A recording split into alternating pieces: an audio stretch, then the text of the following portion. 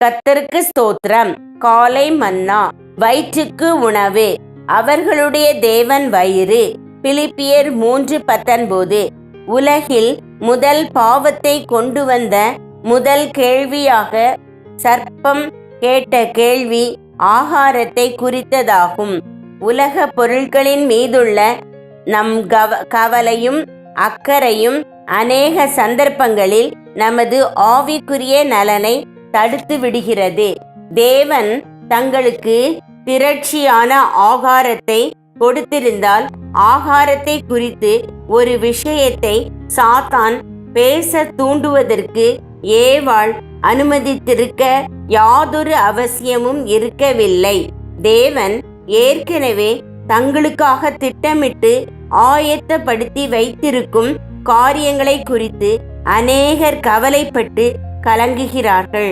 ஆகையால் என்னத்தை உண்போம், என்னத்தை குடிப்போம் என்று கவலைப்படாதிருங்கள். இவைகளெல்லாம் உங்களுக்கு வேண்டியவைகள் என்று உங்கள் பரமபிதா அறிந்திருக்கிறார். மத்தேயு 6:31-32. லாசருவும் ஐஸ்வர்யவானும் பற்றிய சரித்திரத்தில் ஐஸ்வர்யவான் தினமும் சம்புரமாய் வாழ்ந்து முடிவில் நரகத்துக்கு சென்றான். அங்கே அருந்துவதற்கு ஒரு துளி தண்ணீர் கூட கிடைக்காமல் தாகத்தினால் நாவறண்டு அவன் பட்டினியாயிருந்தான்.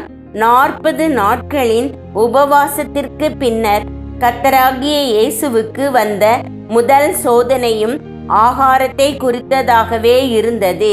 நீர் தேவனுடைய குமாரனேயானால் இந்த கல்லுகள் அப்பமாகும்படி சொல்லும்.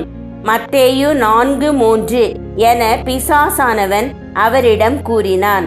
அவர், மனுஷன் அப்பத்தினால் மாத்திரமல்ல, தேவனுடைய வாயிலிருந்து புறப்படுகிற ஒவ்வொரு வார்த்தையினாலும் பிழைப்பான் என்று எழுதியிருக்கிறதே என்று கூறி தேவ வசனத்தால் அச்சோதனையை மேற்கொண்டார்.